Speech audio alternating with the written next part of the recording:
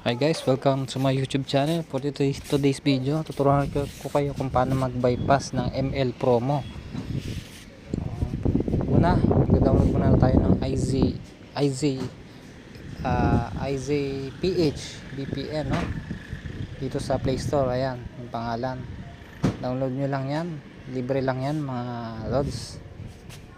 Ayan, open na natin mga idol. Ayan, tapos allow lang natin to. Yan, skip, then close. Yan, okay. Sunod guys, ayan, i-activate na natin yung TM. Yan, yung TM natin, no, data natin. Yan, pag-activate natin, tapos hanapin natin dito yung promo na ML.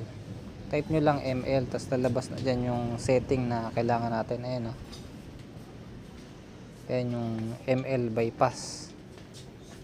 Yan, tapos dito wala na kayong gagalawin. Yan, start natin, tapos press lang natin okay. So yan, dito mga idol, no, hindi siya kailangan nyo i-reactivate yung data nyo.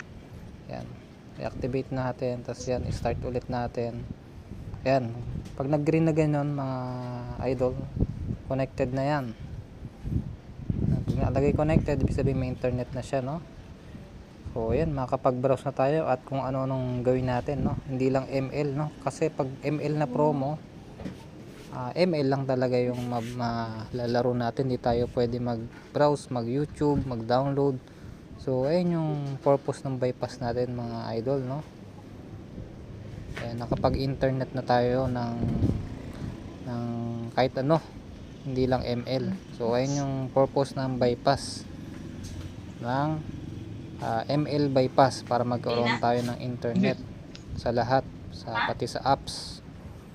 So ayan, papakita ko sa inyo, no. Ayan yung naka-register tayo sa ML15. Yan, ML15 naka-register tayo, ayan, no. So medyo matagal lang siya mag-update, pero mga nasa 300 na yung kain yan dahil nag-speed test kasi tayo. Ayan, try natin mag-download mga idol, no. Umalo siya ng 50 Mbps. So ayan, naka 5G ako. So may limit pa rin, pero okay na rin, mabilis na rin yan mga idol. Kasi kung hindi ako naka VPN, nasa 100 Mbps yan.